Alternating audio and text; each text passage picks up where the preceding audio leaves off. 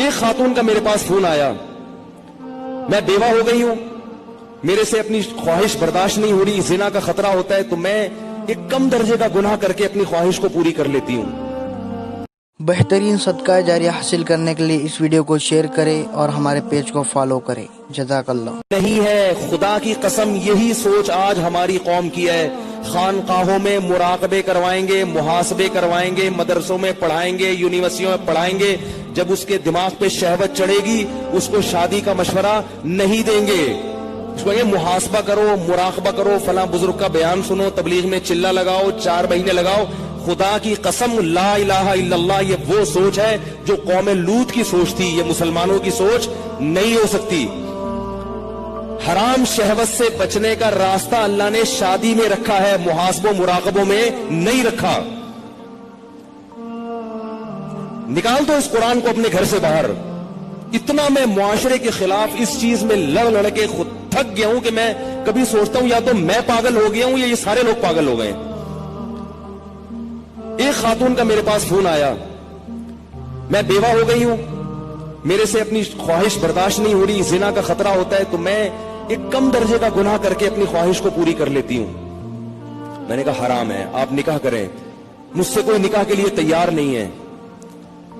میں نے کہا آپ اپنے حقوق سے دستبردار ہو کر کسی سے نکاح کر لیں کہ بھئی مجھے صرف اپنی اس حلال خواہش کے لیے کسی مرد سے نکاح کرنا ہے، میں اپنے آپ کو گناہ سے بچانا چاہتی ہوں، میں اپنے حقوق چھوڑنے کے لیے تیار ہوں۔ میں نے کہا کر لے گا نکاح، کیونکہ اللہ نے عورت کی خواہش کے لیے مرد کو بنایا اور مرد کے لیے عورت کو، اس کے علاوہ کوئی راستہ اسلام میں حلال نہیں ہے۔ اور اس مرد سے بھی قیامت کے دن سوال ہوگا جو اتنی بیوہ اور اس جیسی لاکھوں عورتیں بیٹھی ہوئی ہیں، حرام طریقے سے خواہشات پوری کر رہی ہیں، اور جب اس کمبخت سے کہا جاتا ہے کہ تو نکاح کر لے تو کہتے ہیں مجھ میں نکاح کی طاقت نہیں ہے، جبکہ انٹرنیٹ پر روزانہ ننگی فلمیں دیکھ رہا ہوگا، اتنی شہوت ہے، روزانہ اور طریقوں سے اپنی حرام خواہشات پوری کر رہا ہوگا، اور بڑے بڑے قوم میں کارنامے سر انجام دے رہا ہوگا جن کے لیے اچھا خاصا حوصلہ چاہیے۔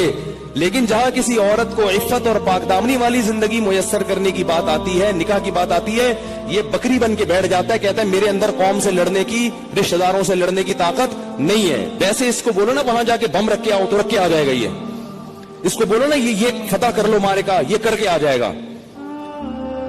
تو بھائی یہ طریقہ نہیں ہے۔ اللہ نے سورہ نور میں نظروں کی حفاظت کا حکم دیا، اور اگلی آیت میں اللہ نے نکاح کا حکم دیا ہے، آلٹرنیٹ فوراً بتایا ہے۔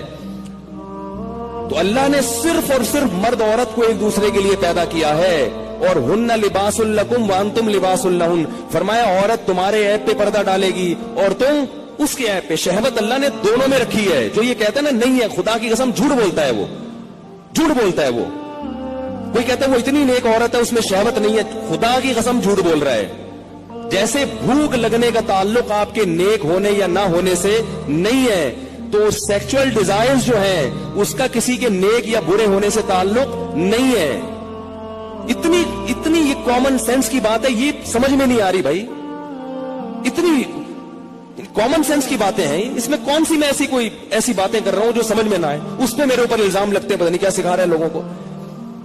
تو یہ جو الٹے کام آج کل ہو رہے ہیں نا، لڑکیاں بھی کر رہی ہیں، یونیورسٹیاں جانے والی لڑکیاں، کالج جانے والی لڑکیاں، میرے پاس فون آتے ہیں ہم یہ کر رہے ہیں، ہم یہ کر رہے ہیں۔ میں کہتا ہوں کیوں بھائی؟ کہہ رہے ہمارے اندر جزائز پیدا ہوتی ہے، ہم کیا کریں مفتی صاحب، رشتے ہی نہیں آتے۔ اور لڑکا بھی کر رہا ہے، ان سے بولو کہ بھائی تم شادی کیوں نہیں کرتے؟ پیسے ہی نہیں ہے، کیسے کر لیں شادی؟ پیسے ہی نہیں ہے۔ گرل فرینڈ کے لیے پیسے کہاں سے آ جاتے ہیں بھائی تمہارے پاس؟ نکاح کے لیے یہ دماغ سے نکال دو کہ پیسوں کی ضرورت ہوتی ہے۔ یہ دنیا کا سب سے بڑا جھوٹ ہے کہ شادی کے لیے پیسے چاہیے۔